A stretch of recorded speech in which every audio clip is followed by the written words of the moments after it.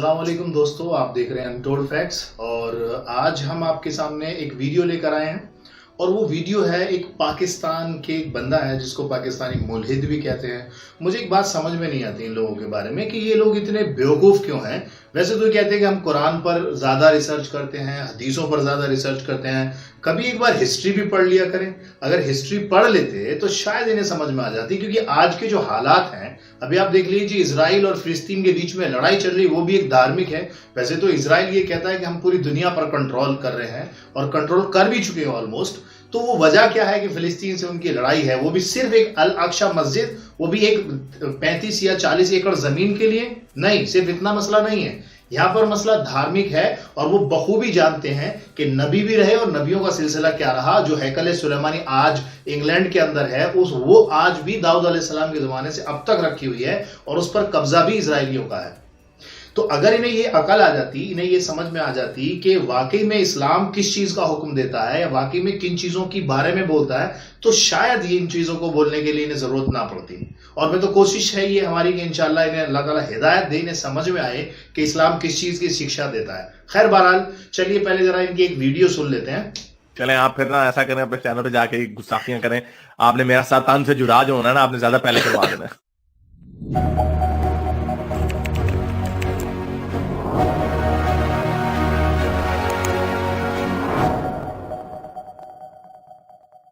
जो आप कहते हैं मेरा जिस्म अल्लाह की मर्जी, ये लॉजिक फ्लॉप हो चुकी है, क्योंकि ये होता है मेरा जिस्म अल्लाह की मर्जी। सूरह निसा की 34वीं आयत के मुताबिक ज़दोकोप करो, मार की सजा दो, मारो, स्ट्राइक दम, ये सारी ट्रांसलेशन मौजूद है। दाराबा का लफ्ज यूज है। मेरा जिस्म मेरी मर्जी का मतलब ये होता है, लड़की का नतीजा ये निकलता है। मेरा जिस्म अल्लाह की मर्जी का मतलब ये निकलता है कि लड़की की पिटाई होती है, उनके ऊपर जुल्म होता है। मेरा जैसे मेरी मर्जी की मिसाल आपके सामने राइट हैंड पे सानिया मिर्जा की है। वो स्कर्ट पहन के टेनिस खेल रही है, बड़ी अच्छी जिंदगी गुजारी है। क्या आपको तकलीफ है? मुझे तो कुछ नहीं हो रहा उसको स्कर्ट में देख के। तो आपने सुना अभी कि इसने बोला कि मेरा जिस्म और अल्लाह की मर्जी, और दूसरा एक वीडियो में ये भी बात बोली है कि मेरा जिस्म मेरी मर्जी। इसमें सानिया मिर्जा का फोटो लगा दिया कि मुझे तो कोई दिक्कत नहीं होती है और तुम लोग तो ऐसे हो गए, तुम्हारी सोच ही गंदी है। चलिए पहले मैं आपको सूरह निशा के थोड़े से बारे में बता देता हूँ कि सूरह निशा जो नाजिल हुई और कब हुई, 3 हिजरी से लेकर और 5 हिजरी के शुरुआत तक। यानी हिजरी हम बता चुके ऑलरेडी, हिजरी किस वक्त को कहते हैं। उस वक्त में सूरह निशा नाजिल हुई और उसमें नाजिल होने की वजह भी ये थी क्योंकि उस जमाने में जो जमाना जाहिलियत था, जो मुशरिक थे और कुफार मक्का थे, वो लोग क्या करते थे, बेटियों के हक, उनके अधिकार बिल्कुल मार लेते थे, बेटियों को जमीन में जिंदा दफना देते थे, उनके अधिकार खत्म कर दिए गए थे। तो अल्लाह ताला ने फिर ये सूरह निशा कि औरतों के अधिकार क्या है के बारे में उस चीज को बताया। खैर अब बात करें अगर हम कि ये जो सूरह निशा की आयत नंबर 34 है, इसमें क्या बात कही गई है, क्यों कहा गया कि यहाँ पर किन औरतों को कहा गया कि अगर उनके ऊपर पाबंदी लगाओ और ना माने तो उनको मारो। लेकिन मारने का जो बात है वो क्या बात है एक्चुअली, चलिए उस बारे में थोड़ी सी बात कर लेते हैं। तो हमारे पास है सूरह निसा की आयत नंबर 34। मैं आपको पढ़ के सुना रहा हूं, आपकी स्क्रीन पर भी है, पढ़ सकते हैं। इसमें अल्लाह ताला इरशाद, मर्द औरतों के मामले में जिम्मेदार है। यानी मर्द औरतों के बारे में कहा गया कि मर्द जो है वो औरत की संरक्षा करता है, यानी उसको वहां पर उसकी सुरक्षा देता है। समझ रहे हैं? तो यहां पर ये वाली बात है। इसके आगे लिखा है इस आधार पर कि अल्लाह ने उनमें से एक को एक दूसरे के मुकाबले में आगे रखा, यानी आदमी को औरत के थोड़ा आगे रखा, उसका दर्जा थोड़ा सा बढ़ा दिया क्योंकि ताकि उसकी सुरक्षा कर सके आराम से, इजीली। और इस आधार पर कि पुरुष अपने माल खर्च करते हैं, अतः जो भली औरतें हैं वे आज्ञाकारी होती हैं और मर्दों के पीछे अल्लाह की रक्षा और संरक्षण में उनके अधिकारों की रक्षा करती हैं। और जिन औरतों से तुम्हें सरकशी का भय हो उन्हें समझाओ। अब यहां पर सरकशी से रिलेटेड काफी सारी बातें हैं। सरकशी का मतलब ये भी हो सकता है कि वो किसी दूसरे मर्द से फिजिकल रिलेशन बनाने की कोशिश करे, या ये भी हो सकता है कि वो घर में बहुत बड़ा इतना बड़ा तांडव शुरू कर देंगे जिसकी वजह से बहुत ज्यादा परेशानियां होने लगे। तो सरकशी का तो कोई भी नमूना पेश किया जा सकता है। तो यहां पर यह कहा गया कि जिन औरतों से तुम्हें सरकशी का भय हो। वैसे ऑलमोस्ट यहां पर बात सरकशी की जो कही गई वो कही गई नाजायज संबंध से रिलेटेड। तो इसमें आगे क्या कहा गया है कि उनको सोने की जगह यानी ख्वाबगाहों में उनसे अलग रहो और मारो। फिर अगर वे तुम्हारी बात मानने लगे तो अकारण उन पर हाथ चलाने के लिए बहाने तलाश न करो। यकीन रखो कि अल्लाह मौजूद है और बड़ा और सर्वोच्च है। तो इसमें कहा गया कि जिन औरतों से तुम्हें सरकशी का डर हो, सरकशी मतलब हम बता चुके फिजिकल रिलेशन, तो पहले तो उनको ऐसा नहीं कि यहाँ पर तीनों काम एक साथ करने के लिए कहा गया हो कि पहले उनसे ऐसे करो कि तीनों काम एक साथ कर लो, कि उन्हें दूर भी रखो, उनसे रिलेशन मत बनाओ, उन्हें कैद भी कर लो और उन्हें मारो भी नहीं। वो औरतें जो किसी औरत गैर मर्द से नाजायज संबंध बनाती हों, और वो मैरिड हो, शादीशुदा हो या कोई भी हो, तो उनके लिए कहा गया कि उन्हें पहले अलग रखो। अगर वो फिर भी बाज ना आए तो यहाँ पर मारने का मतलब हाथ पैर तोड़ना नहीं है। अच्छा, मैं एक सवाल करता हूँ, इन्हीं लोगों से सवाल करता हूँ, या जो मेरी वीडियो देख रहे हैं मैं उन लोगों से सवाल करता हूँ कि अगर आपकी बहन बेटी शादीशुदा भी है और उसके बच्चे भी हैं, फिर वो किसी इंसान से फिजिकल रिलेशन बनाए, तो आप क्या सोचेंगे, उसके साथ क्या करना पसंद करेंगे? इस सवाल का जवाब जहां तक मेरा ख्याल है आप समझ गए होंगे, और आपके दिमाग में वही जवाब होगा जो मैं बताने जा रहा हूं। और मैं ये कहने जा रहा हूं कि वो औरतें जो इस तरह की सरकशी करती हैं, उनके साथ आदमी क्या हाल करेगा, उसे मारेगा भी, पीटेगा भी। लेकिन यहां पर अल्लाह ताला ने पहले जो हुक्म दिया वो ये कहा कि उन्हें अपनी ख्वाब यानी अपने बिस्तर से अलग रखें, फिर उन्हें उन पे थोड़ा कंट्रोल करने की कोशिश करें, समझाएं बुझाएं, फिर भी ना मारें तो फिर उन्हें मार सकते हो। अब यहां पर मारने का हुक्म कत्ल करना नहीं है, क्योंकि अगर मारने का हुक्म होता तो यहां पर कत्ल करने का जो है वो जिक्र आता कुरान के अंदर, लेकिन यहां मारने का मतलब है पिटाई करने से रिलेटेड। और मारना भी ऐसे नहीं कि उसके हाथ पैर तोड़ दिए जाए। और उसके बाद में फिर अल्लाह ने क्या कहा कि अल्लाह बड़ा माफ करने वाला है, बहुत ऊंचा और बहुत सर्वोच्च है। अब यहां पर क्या कहा गया कि अगर वो मान जाए, देखिए कुरान का जो जज्म है, यानी लास्ट में आके जो लास्ट वाली आयत में, जो आयत के लास्ट में जो बात कही जाती है, वही उस पूरी बात का लॉजिक होती है कि अल्लाह ताला क्या कह रहा है उन लोगों से कि अगर वो बाज आ जाए अपनी हरकतों से, तो फिर उन्हें क्या करना है कि बहाने मत ढूंढो उन्हें मारने के, उन्हें पिटाई करने की। तो उन्हें पहले ऐसे क्यों किया था, चलो ठीक है कर लिया था, अब उन्हें बहाने मत ढूंढो। अब क्या करना है कि अल्लाह माफ करने वाला है, बहुत बड़ा है, तो बड़े तुम भी, अल्लाह ताला ने तुम्हारे ऊपर यानी औरतों के ऊपर तुमको बड़ा बना दिया, तो अल्लाह ताला ने कहा मैं भी बड़ा हूं तुमसे, ठीक है। दूसरे, अल्लाह बड़ा माफ करने वाला है, तो जैसे अल्लाह माफ करने वाला है, अल्लाह ने फितरत दी इंसान को, एक संविधान दिया कि अब तुम भी माफ करने वाले बन जाओ। इस बात का मतलब यह है। लेकिन ये लोग क्या करते हैं कि इनका मतलब है, इनका मकसद है कि सिर्फ इस्लाम को, लोगों को गुमराह करना और इस्लाम को बदनाम करना। बहरहाल जो लोग अच्छी तरह से जानते हैं और जो पढ़े लिखे लोग हैं वो इन चीजों से दूर रहते हैं, और वो अच्छी तरह जानते हैं कि ये लोग, इनका मकसद क्या है। तो भाई इसका मतलब तो ये हुआ। अब इनकी दूसरी वीडियो जरा सुनते हैं कि दूसरी वीडियो में ये क्या बात बोल रहे हैं। 50 से कम होते होते अब उस वक्त में ना तो सफरी सहूलतें थी जैसी आज है, हाथों से जो है वो मेहनत मुशक्कत भी जरूरी होती थी। अब खुदा की बसीरत का आलम देखें और हमारे आकाए दो जहां नबियों के सरदार, उनकी अकल का आलम देखें कि अरबी अल्लाह से जो है वो पहले 50 नमाजों का तोहफा लेकर वापस आ रहे हैं, फिर 45 का लेकर आ रहे हैं, फिर 40 का ले आ रहे हैं, इसी तरह कम करते। उनको अकल मूसा को देनी पड़ी, मूसा को समझाना पड़ा कि भाई जो तुम्हारा जो उम्मत है वो नहीं पढ़ सकती। अब लिटरली अगर देखें ना, जो प्रैक्टिकली सेंस में देखें, आज के टाइम पर भी ये 5 नमाजें मुसीबत है। मैं मुस्लिम रहा हूं, मैं 5 वक्त की नमाजें पढ़ता रहा हूं, बहुत प्रॉब्लम होती है सर्दियों में, स्पेशली बार बार वजू करो। सर जी मैं वो लफ्ज नहीं बोलना चाहता, आयस हो जाता है सब कुछ सवेरे सवेरे ठंडे पानी से इस्तिंजा करते हुए।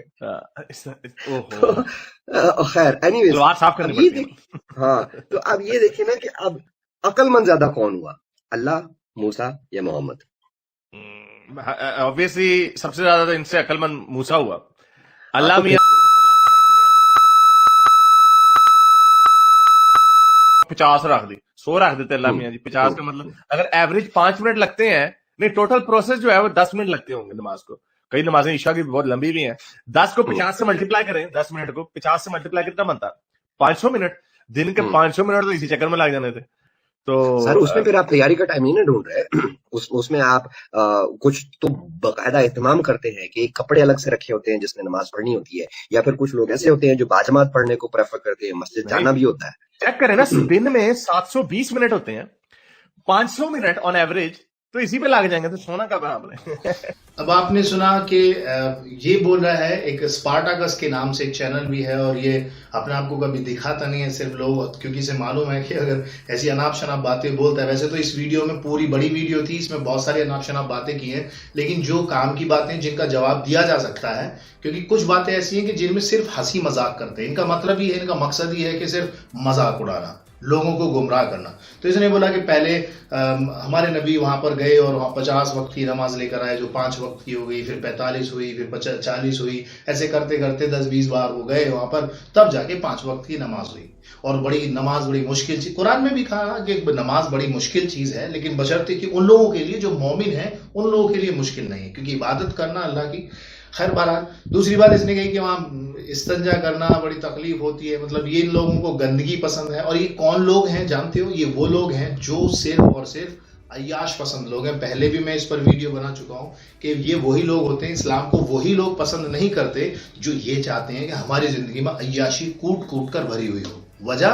वजह यह है कि कुरान बहुत सारी अय्याशियों पर, गलत चीजों पर, हराम माल हड़पने पर, जायज और नाजायज वाली बातों को समझाने पर और इन सारी चीजों पर प्रकाश डालता है, उन चीजों को समझाने की कोशिश करे क्या करना चाहिए क्या नहीं करना चाहिए। लेकिन ये लोग जो मन में आए, जिसके साथ आए वो फिजिकल रिलेशन बनाओ, जिसका माल चाहे हड़प लो, कुछ भी करते रहो, as you wish as you can. तो वही आदत इनकी बन चुकी है। इसीलिए इनको इस्लाम पसंद नहीं आता। नमाज पढ़ना बड़ी मुश्किल बात है, सर्दियों में उठ के वजू बनाना बड़ी मुश्किल बात है, लेकिन इन्हें ये नागवारा गुजरी तो इन्होंने सोचा कि छोड़ो यार, ये सब तो बेकार की बात है, हमें नहीं करनी कोई इबादत। अच्छा, एक सवाल मैं पूछता हूं, आज इस बात को साइंटिस्ट भी प्रूव करते हैं। आप चाहें तो गूगल कर लीजिए, या किसी बड़े साइंटिस्ट, जो अभी रिसर्च हुआ था कुछ दिन पहले, कि एक बॉडी को साइंटिस्ट ने रखा और उसको रखने के बाद जब उसकी डेथ हुई, यानी वो जिंदा था इंसान, जब उसकी डेथ हुई तो 21 ग्राम उसकी बॉडी से वजन कम होता है।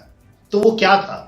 आज साइंस यहां पर आकर फेल हो जाती है, और ये साइंस करते रहते हैं, अपने आप को बोलते हैं कि जी नहीं, हम तो साइंस के वासिंदे हैं, उसी को मानते हैं। साइंस यार पिछले 1.5 साल से कोरोना वायरस चल रहा है, आज तक एक ढंग की वैक्सीन तो बना नहीं पाया, ऊपर वाले ने ऐसी बीमारी दी है। और बहरहाल, जो लोग इनकी वीडियो देखते हैं उनसे मेरा एक सवाल है, जब इंसान को उस ऊपर वाले ने बना दिया, चलिए मैं मानता हूं कि आप यकीन नहीं करते कि कोई ऊपर बैठा हुआ है, कोई परमेश्वर है या कोई अल्लाह है, तो मैं एक सवाल पूछता हूं कि अगर आज इस बात को साइंस भी प्रूव करता है कि उसने इंसान को पैदा किया है और उसके अंदर से कुछ निकल कर चला जाता है, जिसे आत्मा या रूह कहते हैं, तो जब वो निकल गई तो कहीं तो जाएगी।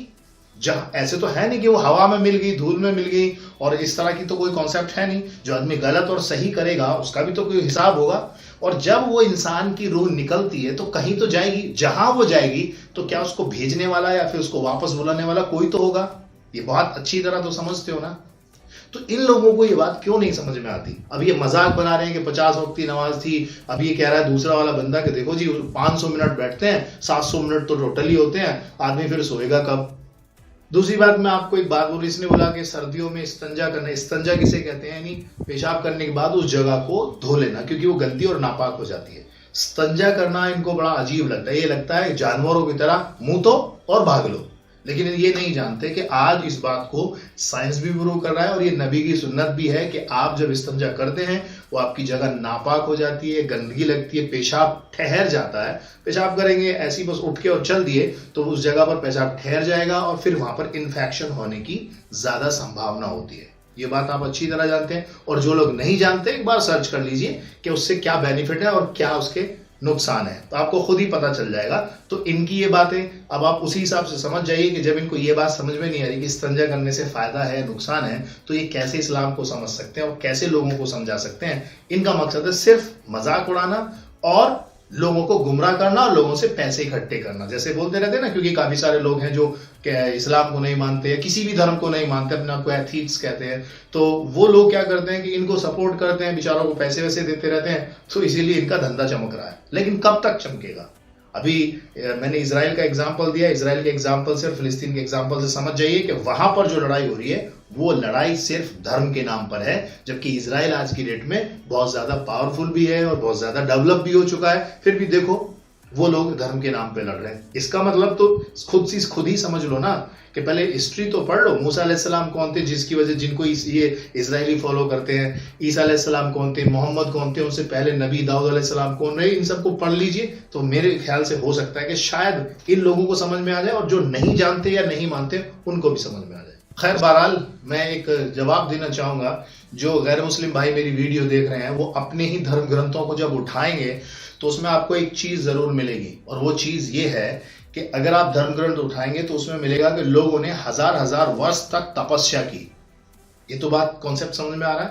पहले जमाने के लोग, अगर हम 1000-2000 या 5000 साल पहले जाते, उस जमाने के लोगों में ताकत भी बहुत हुआ करती थी और आज के जमाने के लोगों के मुकाबले उनकी हाइट भी बहुत ज्यादा हुआ करती थी। ये तो बात, इस बात से तो इत्तेफाक रखते हैं ना, ये बात तो आप समझते हैं ना, बिल्कुल समझते होंगे। तो उनकी हाइट भी ज्यादा थी, दिन भी बड़े थे, और अब जैसे जैसे धीरे धीरे वक्त बीतेगा वैसे वैसे दिन भी छोटे होते चले जाएंगे। ये भी बात सही है। इस बात को साइंस भी प्रूव कर रहा है कि जमीन अपनी जो गुरुत्वाकर्षण बल है, अपनी जो धरती का एक्चुअल वेट है, उसको अभी तक 0.09% गवा चुकी है। यानी पृथ्वी धीरे धीरे अपना वेट खो रही है। मेरे कहने का मतलब ये है। तो ये क्या होगा कि पृथ्वी की वेट खोएगी, आगे बढ़ेगी, ऊपर उठेगी, थोड़ा स्पीड भी बढ़ेगी। और अभी आप एक जल्दी में एक रिसर्च हुआ था कि जिसमें पता चला था कि घड़ी का टाइम चेंज करने का वक्त आ गया, क्योंकि अब पृथ्वी अपनी गति के मुकाबले ज्यादा तेज घूम रही है। और पृथ्वी अगर तेज घूमेगी तो दिन और रात भी बहुत जल्दी जल्दी होंगे, तो दिन भी छोटे होंगे, लोगों की हाइट भी छोटी हो रही है। पुराने जमाने में ऐसा नहीं था।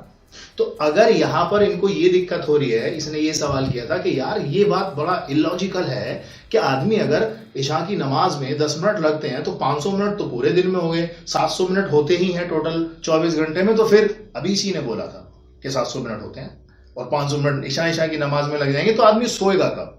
अच्छा, एक बात यह है कि जब ऊपर वाले ने उस जमाने में दिन और रात बड़े बनाए, लोगों को बड़ा बनाया, तो जब वो 50 वक्त की नमाज देता तो वो वक्त भी ऐसा ही देता कि वक्त जैसे आज 5 वक्त की नमाज पढ़ रहे हैं ना, तो 50 वक्त की नमाज में भी वो वक्त भी ऐसा ही होता, लोगों का टाइम भी उतना ही बड़ा होता।